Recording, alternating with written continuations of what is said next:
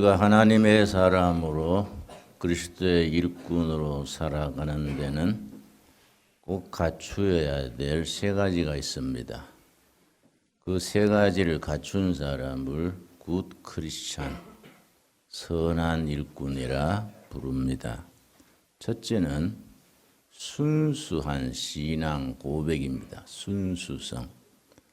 크리스찬들이 순수하다는 것이 힘입니다. 나이 들어가면서 느끼게 되는 것이 순수하다는 것, 그것이 축복이고 힘이다. 그걸 느끼게 됩니다. 두 번째는 뜨거운 열정입니다. 열정, 패션. 성경에 많은 일꾼들이 쓰임을 받았는데 모든 일꾼들이 가진 특징이 한 가지가 있습니다. 열정 있는 사람들. 자기가 맡은 일에 패션, 열정을 가지고 거기에 인생을 통째로 투자하는 사람들. 그 사람들이 하나님의 일을 이룹니다. 세 번째는 분명한 목표입니다. 목표. 분명한 목표를 다른 말로는 비전이라고 부르기도 합니다. 오늘 본문은 열왕기상 19장인데 열왕기상 18장과 19장이 특별한 장입니다. 영적 에너지가 넘치는 내용이 열왕기상 18장과 19장입니다.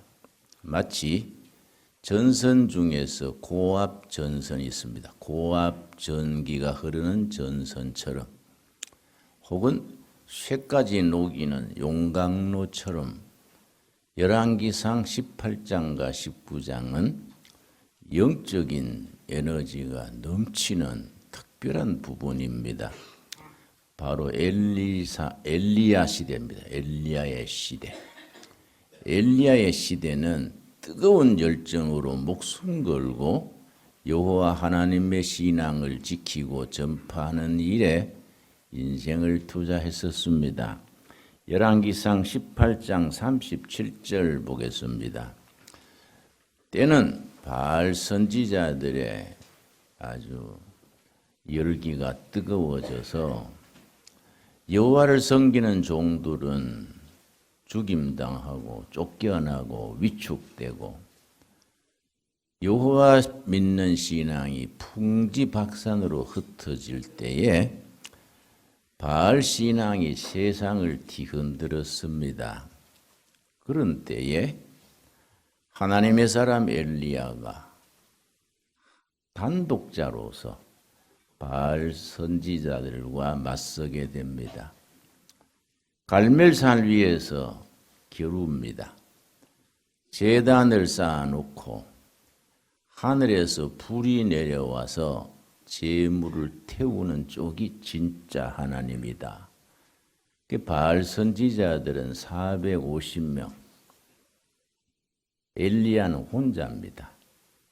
양쪽 다 제단을 차려놓고 먼저 바알 선지자들이 바알이여 바알이여 불로 임하소서 하루 종일 부르짖었는데 아무 소식이 없었습니다.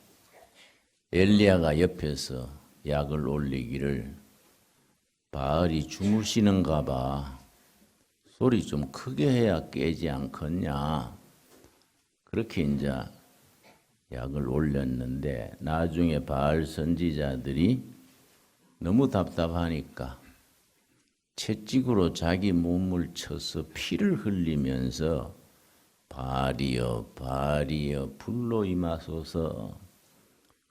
저녁 때까지 소식이 없어서 그 사람들은 포기했습니다. 엘리야가 하나님께 간구하는 내용이 37절입니다. 열왕기상 18장 37절입니다. 여호와여 내게 응답하옵소서. 내게 응답하옵소서.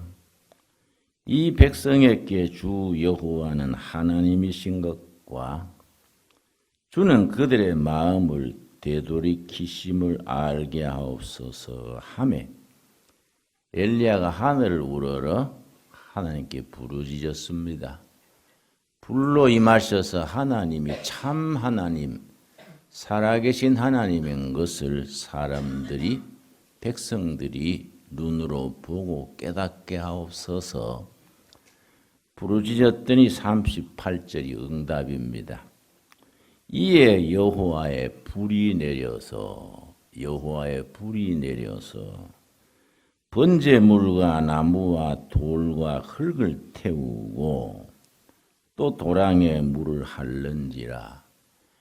엘리야의 기도의 응답으로 하늘에서 불이 내려서 제물을 태웠습니다. 백성들이 그 앞에 아주 엎드렸습니다. 아, 여호와 하나님이 참 하나님이구나. 바알은 가짜로구나. 진짜와 가짜가 싸우면 당연히 진짜가 이기지요. 그 여세를 몰아서 엘리야가 바알 선지자 450명을 일거에 민중들 앞에서 처단을 합니다. 역사의 반전. 역사는 가끔 물줄기가 확 굽이 트는 반전이 있습니다. 함석헌 선생이 쓴 글 중에 역사의 그런 반전을 설명하기를 쭉 줄을 서서 1등, 2등, 3등 줄 서서 맨 꼴찌에 따라가는데 가끔 하나님께서 뒤로 돌아 호래기를 불면 하늘에 호루라기 소리가 들리면 뒤로 돌면 꼴찌가 1등이 되는 거다. 꼴찌 제대로 지키는 것이 중요하다. 그 역사의 반전입니다. 엘리야 선지가 하나님께 부르짖어서 하늘에 불이 내려 제물을 태우고 바알 선지자들 일거에 숙청을 했습니다. 난 특별히 이 부분이 인연이 있습니다. 열왕기상 18장과 19장은 내 살아온 세월에 나 자신의 체험과 깊은 관계가 있는 본문입니다. 그래서 내가 마음이 울적할 때나 무슨 기가 죽을 때면 혼자서 성경을 펴고 열왕기상 18장, 19장을 읽곤 합니다. 그럼 이 본문 말씀에 흐르는 영적 에너지, 그 영적 힘이 나한테로 옮겨오는 것을 느낍니다.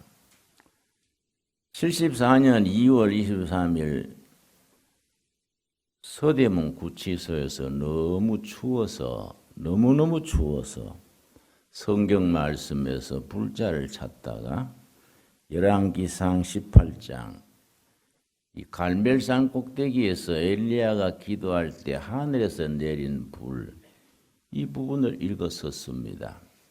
참 그날 은혜를 받았습니다. 해마다 2월 23일이면은 꼭 금식을 합니다. 금년 또 다음 주가 23일입니까? 그날은 금식하게 되겠지요. 74년 이후 지금까지 한 해도 거르지 않고 그날이면 금식을 하고 열왕기상 18장 37절 38절을 다시 읽곤 합니다. 우리는 세상살이에 상처도 있고 아픔도 있고 서름도 있고 분노도 있습니다. 하늘에서 임하는 성령의 불이 다 녹여주실 줄 믿습니다. 우리가 하늘을 부르짖어서 순수한 신앙으로 뜨거운 열정으로 부르짖고 순종하고 인생을 걸 때에 지금도 살아계신 하나님께서 우리 형편과 처지를 보시고 하늘의 불로 소멸하시고 새롭게 하시고 힘주실 줄로 믿습니다. 그렇게 큰 사건을 치른 후에 3년 6개월 동안 비가 오지 않던 때입니다. 엘리야가 하늘을 우러러 하나님, 이 백성 다 죽이십니까? 비를 내려주십시오. 갈멜산 꼭대기에서 엎드려서 기도를 합니다. 본문에 보면은 무릎에 이마를 박고 기도했다 그럽니다. 구약 성경에서 무릎에 이마를 박고 기도하는 것은 목숨 걸고 드리는 기도의 자세입니다. 하나님, 이 기도 안 들어주시면 나에서 죽을랍니다. 목숨을 건 기도를 드릴 때에 이마를 무릎 사이에 박고 기도합니다. 그러면서 자기의 비서 사환을 시켜서 저 지중해 바다 서쪽입니다. 바다 쪽에서 비를 실은 구름이 뜨는가 한번 봐라. 또 뜨겁게 기도하고 너 바다 쪽으로 한번 가봐라. 사환이 갔다 와서 아무 기척이 없습니다. 하늘은 그냥 맑기만 하고 구름 한 점 없습니다. 또 기도합니다. 또 가봐라. 계속 되풀이하다가 6번째까지 전혀 변화가 없었습니다. 7번째 가서 드디어 응답이 왔습니다. 44절입니다. 열왕기상 18장 44절. 7번째 이르러서는 그가 말하되 바다에서 사람의 손만한 구름이 일어나나이다. 손바닥만한 구름, 비를 실은 소식입니다. 저 지중해 쪽 서쪽 바다 하늘에 손바닥만한 구름이 떴습니다. 엘리야가 왔다. 거기 바로 비 오는 소식이다. 바알 왕의 아합 왕에게 온 백성에게 비를 피할 준비하라. 이게 이제 본문입니다. 손바닥만한 구름. 나는 그걸 희망으로 해석합니다. 손바닥만한 희망. 우리 주위에 어려움이 있고 삶이 흔들리고 백성들이 탄식이 이어질 때에 항상 마지막까지 붙들고 있어야 되는 게 한 가지가 있습니다. 희망이라는 구름입니다. 희망. 희망을 버리지 않는 사람에게 기회는 옵니다. 희망이라는 구름, 손바닥만한 구름 보고 하나님의 사람 엘리야는 비 오는 소리를 듣는 겁니다. 하나님의 사람은 다른 게 아니고 육의 사람들이 듣지 못하는 것을 먼저 듣습니다. 보지 못하는 것을 보게 됩니다. 그게 영적인 사람입니다. 그래서 예수님께서 이르시기를 귀 있는 자 들을지어다. 눈 있는 자 볼지어다. 멀쩡하게 귀 듣는 사람, 보는 사람 앞에서 눈 있는 자 볼지어다. 귀 있는 자 들을지어다. 세상 사람, 육의 사람이 보지 못하는 것을 먼저 보는 겁니다. 듣지 못하는 것을 먼저 듣는 겁니다. 엘리야는 지중해 바다 쪽에 손바닥만한 구름 뜨는 걸 보고 왔다. 비가 오는 거다. 먼저 보게 됩니다. 그렇게 열왕기상 18장은 영적으로 대단한 참 사건이 이어졌는데 참 19장에 가서 그 엘리야가 완전히 기가 죽어서 완전히 침체에 빠집니다. 우리도 한때 은혜도 받고 간증도 있고 한때는 뭐 하나님의 일한다고 용감하게 나섰었는데 어느 순간 세월이 가면서 깔아앉아서 침체에 빠져서 완전히 주눅이 들 때가 있습니다. 열왕기상 19장이 그런 점에서 우리에게 좋은 영적 지침이 됩니다. 19장 1절 아합이 엘리야가 행한 모든 일과 그가 어떻게 모든 선지자를 칼로 죽였는지를 이세벨에게 말하니 아합 왕의 아내가 이세벨입니다. 그 부인이 이신 사람들은 조심해야 돼요. 응? 이세벨이니 이멜다니 뭐 이순자니 뭐 이시들이 복잡해요.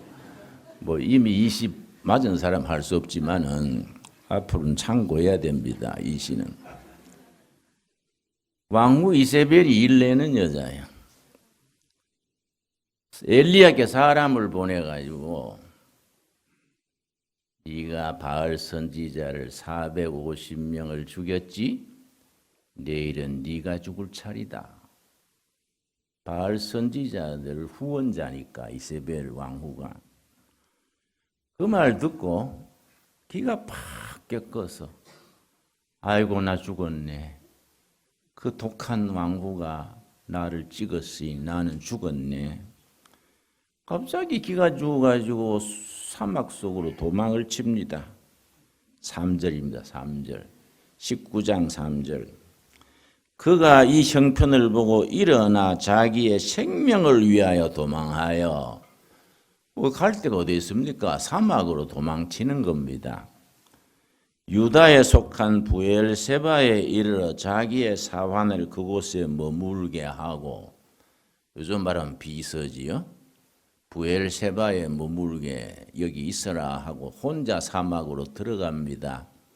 그래서 피해서 목숨을 건져볼까 하고 사막으로 들어갔습니다. 4절 말씀. 자기 자신은 광야로 들어가, 여기는 광야로 되어 있는데 영어 성경에는 데저트, 사막입니다. 사막으로 들어가 하룻길쯤 가서 한 로뎀나무 아래 앉아서 자기가 죽기를 원하여 이르되 여호와여 넉넉하오니 지금 내 생명을 거두시옵소서. 다른 말로 풀어 설명하면 로뎀나무 밑에 앉아가지고 하나님 나 죽을랍니다. 난 이 세상에 희망도 없고 나고자고 실패자고 하늘나라 데려가 주십시오. 나는 이제 동서남북 다 막히고 길이 없습니다. 나는 죽고 싶습니다. 완전히 낙심해서 로뎀나무 그늘 밑에 크게 기대서 하나님 나 죽여주십시오. 나는 인생 나고자고 실패자고 캄캄합니다. 내가 여러 해 전에 이스라엘 성지순례 가가지고 내가 이 본문을 좋아하기 때문에 사막 한가운데 가서 로뎀나무가 어떤 기냐 안내인데 물었어요. 로뎀나무가 어떤 나무냐 물었더니 아카시아 나무 비슷하더라고요. 그 밑에 내가 기대고 앉아서 내가 오늘은 김엘리야다. 이 본문 생각하고 내가 기도한 적이 있습니다. 로뎀나무 아래 앉아서 하나님 나 죽고 싶습니다. 나는 희망이 끊어졌습니다. 그럴 때 하나님께서 어떻게 응답하셨습니까? 5절입니다. 5절. 로뎀나무 아래 누워 자더니 천사가 그를 어루만지며 그에게 이르되 일어나서 먹으라 하는지라. 본즉 머리맡에 숯불에 구운 떡과 한 병 물이 있더라. 여러분, 성경에서 떡은 말씀을 상징하고 물은 성령을 상징합니다. 로뎀나무 그늘 밑에 낙심해서 잠들었는데 천사가 꿈에 나타나서 일어나서 먹어라. 눈을 떠서 보니까 상이 마련되어 있었는데 숯불에 구운 떡과 한 병 물이 앞에 마련되어 있었습니다. 천사가 잠든 사이에 차려놓은 거지요. 숯불에 구운 떡과 한 병 물이라. 우리 자신에게 주시는 말씀으로 받아들여야 합니다. 숯불에 구운 떡은 살아있는 하나님의 말씀입니다. 한 병 물은 성령님의 위로하심입니다. 여러분, 뭔가 세상 일에, 가정 일에, 직장 일, 인생살이에 지치고 로뎀나무 나무 그늘에 기댄 엘리야 같은 처지에 이르렀을 때에 우리 머리맡에 하나님의 사자 천사가 숯불에 구운 떡과 같은 말씀의 능력과 한 병 물과 같은 성령의 위로하심으로 힘주시고 일어나라. 일어나서 먹고 마시고 힘내라. 그런 체험, 그런 영적 축복을 누릴 수 있게 되기 바랍니다. 그래서 먹고 마시고 힘을 내가지고 호렙산으로 갔습니다. 8절입니다. 19장 8절 말씀. 이에 일어나 먹고 마시고 그 음식물의 힘을 의지하여 40주 40야를 가서 하나님의 산 호렙에 이르니라. 그 사막길을 밤낮으로 40일을 걸어서 호렙산 굴에 들어갔습니다. 그 호렙산 굴 속에 들어가서 거기서 하나님 앞에 뜨거운 열정을 가지고 하나님께 부르짖는 겁니다. 호렙산 굴에서 40일 밤낮을 걷고 걸어서 성산 호렙산에 가서 부르짖습니다. 여러분, 우리 왕방산 이 세목굴 골짜기가 호렙산 같은 영적인 능력의 처소가 될 수 있게 되기 바랍니다. 그때 하나님께서 호렙산 굴에서 기도하는 엘리야에게 다가오셨습니다. 9절입니다. 9절 말씀. 엘리야가 그곳 굴에 들어가 거기서 머물더니 여호와의 말씀이 그에게 임하여 이르시되 엘리야야 너가 어찌하여 여기 있느냐. 하나님께서 엘리야의 정체성, 아이덴티티, 그걸 물으시는 겁니다. 네가 왜 여기 있느냐? 네가 누군데 여기 있느냐? 너가 하나님 앞에서 어떤 사람이냐? 뭘 해야 될 사람이냐? 왜 여기 앉아서 그렇게 낙심하고 있느냐? 지금 또 성령께서 우리에게 물으시는 음성을 들을 수 있게 되기 바랍니다. 기마무게야, 바가무게야, 네가 어찌하여 여기 있느냐? 그렇게 성령님의 물으심에 우리가 대답할 수 있어야 됩니다. 여러분 13절 말씀, 12절 말씀. 그때 하나님께서 엘리야 앞에 다가오셨습니다. 처음에는 큰 바람이 지나갔습니다. 태풍이. 바람 속에 하나님이 나타나시는가 했는데 거기 하나님이 계시지 않았습니다. 바람 후에 큰 지진입니다. 지진. 땅이 흔들리고 바위가 흔들리는 지진 속에 하나님이 계시는가 살폈더니 거기도 계시지 않았습니다. 바람 다음에 지진 다음에 그 다음 세 번째 큰 불이 지나갔습니다. 불 속에 하나님이 계시는가 했는데 계시지 않았습니다.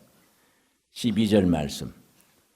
또 지진 후에 불이 있으니 불 가운데에도 여호와께서 계시지 아니하더니 불 후에 뭡니까? 세미한 소리, 세미한 소리. 하나님이 세미한 소리로 다가오셨습니다. 여러분, 우리가 불 받으라 그러고 뭐 성령 충만 자꾸 그러는데 겉으로 그러지 말고 우리 영혼 깊은 곳으로 다가오시는 살아계신 하나님의 세미한 음성을 들을 수 있는 영적 감수성이 있어야 합니다. 엘리야에게 하나님께서 바람이 지나가고 지진이 지나가고 불이 지나가도 하나님 계시지 않았는데 세미한 소리, 그 세미한 소리는 바늘이 떨어지는 게 들리는 소리입니다. 바늘이 톡 떨어지는 그 소리, 그게 세미한 소리입니다. 살아계신 하나님이 우리 영혼에 세미한 소리로 다가오십니다.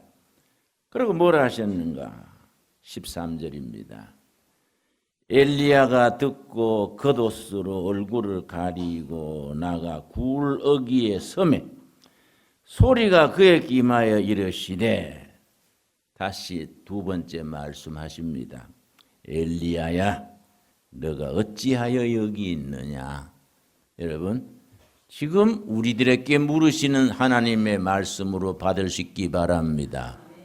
기마무게야, 아무개야, 네가 지금 어찌하여 이 자리에 있느냐? 뭐하는 사람으로, 무슨 사명을 가지고, 무슨 뜻을 가지고, 무슨 목표로 지금 그 자리에 있느냐? 너가 어찌하여 거기 있느냐? 엘리야가 말합니다. 14절. 엘리야 자신의 뜨거운 열정, 나는 하나님을 위해 목숨을 걸었는데 나 혼자 외톨이로 아무것도 할 수 없습니다. 그렇게 말합니다. 14절. 그가 대답하되 내가 만군의 하나님 여호와께 열심히 유별하오니, 뜨거운 열정이 있는 사람입니다. 열심히 두별하오니 이는 이스라엘 자손이 주의 언약을 버리고 주의 제단을 헐며 칼로 주의 선지자들 죽였으며며 오직 나만 남았거늘 그들이 내 생명을 찾아 빼앗으려 하나이다. 전신만신 적이고 어려움이고 외톨이 나는 어떻게 해볼 힘이 없습니다. 하나님에 대한 열심히 지극하지만은 내 혼자서 뭘 하겠습니까? 하나님께 아뢰습니다. 하나님께서 15절 16절에 사명을 주십니다. 15절 16절 말씀, 오늘 읽은 본문 말씀입니다. 오늘 우리들은 마음을 비우고 귀를 기울이고 세미하게 다가오시는 하나님의 음성을 들으면서 15절 16절이 우리에게 주시는 말씀으로 받을 수 있기 바랍니다. 15절, 여호와께서 그에게 이르시되 너는 너 길을 돌이켜 광야를 통하여 다메섹으로 가서 네가 낙심해서 40일 밤낮으로 걸어온 그 길을 되돌아가서 네가 두려움으로 겁을 먹고 떠나왔던 세상으로 되돌아가라. 너는 돌이켜 세상으로 되돌아가서 내가 너에게 맡기는 사명 그걸 감당해라. 그렇게 말씀하시면서 하시는 말씀이 다메섹에 가서 이르거든 하사엘에게 기름을 부어 아람 왕이 되게 해라. 그때 다메섹은 시리아 수도 다마스커스입니다. 이스라엘의 숙적입니다. 지금 우리로 말하면 북한입니다. 북한. 다메섹에 가라 이 말은 지금 우리로 말하면 평양으로 가라. 평양으로 가가지고 그 하나님을 두려워하지 않은 엉터리 통치자 갈아치워라. 하사엘이라는 사람을 내가 기름 부어 새로운 통치자로 세울라 한다. 요즘 말로 레짐 체인지를 합니다. 체제를 바꾸어라. 지도자를 바꾸어라. 이 말씀을 우리 시대에 비추어 생각하면 심각한 얘기입니다. 굉장한 폭발력이 있는 말씀입니다. 지금 우리한테로 딱 바꾸어서 말하면 네가 북쪽 평양으로 가서 그 체제를 바꾸고 새로운 지도자를 세워라. 그 얘기입니다. 엄청난 얘기지요. 16절 뭡니까? 너는 또 님시의 아들 예후에게 기름을 부어 이스라엘의 왕이 되게 하고 또 아벨무홀라 사바세 아들 엘리사에게 기름을 부어 너를 대신하여 선지자가 되게 해라. 그 아합 이세벨 그 바알 앞에 앞장서는 그 엉터리 왕후를 예후 장군을 내세워서 갈아치워라. 요즘식으로 말하면 군사혁명을 일으켜서 새로운 질서, 새로운 지도, 새로운 시대를 만들어라. 네가 겁먹고 도망쳐온 세상으로 되돌아가서 세상을 내가 너에게 주시는 능력으로, 비전으로, 꿈으로 세상을 바꾸는 일에 네가 나서라. 아주 굉장한 얘기지요. 하나님께서 뭐라 그랬습니까? 엘리야에게 하시는 말씀 18절입니다. 18절 말씀. 나 혼자 외톨이가 뭔 일 하겠습니까? 다 낙심하고 무릎 꿇고 감옥 가고 죽고 내 천하의 외톨인데 지가 뭘 하겠습니까? 하나님께서 18절에 일러주십니다. 그러나 내가 이스라엘 가운데에 7,000명을 남기리니 다 바알에게 무릎을 꿇지 아니하고 다 바알에게 입맞추지 아니한 자니라. 하나님께서 엘리야에게 이르시기를 무슨 소리 하냐? 네가 왜 외톨이냐? 몇 명을 남겨뒀다 했습니까? 다 바알 앞에 무릎 꿇고 다 낙심하고 주저앉은 것 같이 보이는데 그건 네 생각이고 내가 7,000명을 남겨뒀다. 그 7천 명을 역사의 그루터기로 삼아서 새로운 시대, 하나님의 역사, 하나님의 뜻을 이루어갈 7천 명이 지금 남은 자가 있다. 여러분, 사도 바울이 로마서를 쓰면서 이 말씀을 되풀이합니다. 로마서 11장입니다. 로마서 11장에 그 7천 명의 남은 자를 사도 바울이 다시 보게 되는 겁니다. 로마서 11장. 로마서는 위대한 책입니다. 일본의 평신도 성경학자 우찌무라 간조 센세이가 로마서 강해를 쓰면서 로마서는 역사를 만드는 책이다. 역사를 만드는 책, 히스토리 빌딩 북, 역사를 만들어내는 히스토리 메이킹. 로마서가 수차례 세계사를 새롭게 개조했다. 그렇게 썼습니다. 로마서 11장 4절 말씀. 그에게 하신 대답이 무엇이냐? 내가 나를 위하여 바알에게 무릎 꿇지 아니하는 사람 7천 명을 남겨두었다 하셨으니 어디서 그렇게 말씀하셨습니까? 열왕기상 19장 18절에서 뭐라 했느냐? 다 낙심하고 변절하고 다 쫓겨다닌 것 같지만은 내가 내 사람 7천 명을 남겨두었다. 그런데 바울이 지금 그 얘기하는 겁니다. 5절 말씀, 로마서 11장 5절, 우리 같이 읽겠습니다. 그런즉 이와 같이 지금 또 은혜로 택하심을 따라 남은 자가 있느니라. 사도 바울이 로마서 쓸 때에 열왕기상 19장을 마음에 품고 지금 또 남은 자가 있다. 지금 또 이 시대에도 하나님께서 역사의 그루터기로 남겨놓은 자들이 있다. 그 남은 자들을 통해서 새로운 시대 복음의 역사, 민족의 복음화, 세계의 복음화, 하나님의 나라를 땅에 이루기를 원하신다. 네가 앞장서서 그 일을 감당해라. 네가 도망쳐서 왔던 그 길을 되돌아가서 내가 너에게 맡긴 그 사명에 살고 사명에 죽어라. 이 시대에도 하나님께서 남겨둔 남은 자가 있느니라. 우리에게 주시는 살아계신 하나님의 살아있는 말씀으로 받을 수 있기 바랍니다. 기도하겠습니다. 하나님 감사합니다. 아합 이세벨 시대에 하나님께서 7천 명의 남은 자를 두셔서 말씀의 능력과 성령의 위로하심으로 새로운 시대를 만든다 하셨습니다. 로마서 11장의 말씀 따라 이 시대도 역사에 남은 자가 있다 했습니다. 우리 둘의 가족들은 어디에서 어떤 일을 하든지 하나님이 남기신 남은 자로서 우리의 소명을 감당케 하여 주시옵소서. 우리 예수님께서 귀 있는 자 들을지어다, 눈 있는 자 볼지어다 하신 말씀을 마음에 새기게 하여 주시옵시고, 하나님께서 엘리야에게 엘리야야 어찌하여 네가 이 자리에 있느냐, 지금 우리에게 물으시는 성령의 음성을 듣고 대답하게 하여 주시옵소서. 예수님 이름 받들어 기도드려 사옵나이다. 아멘.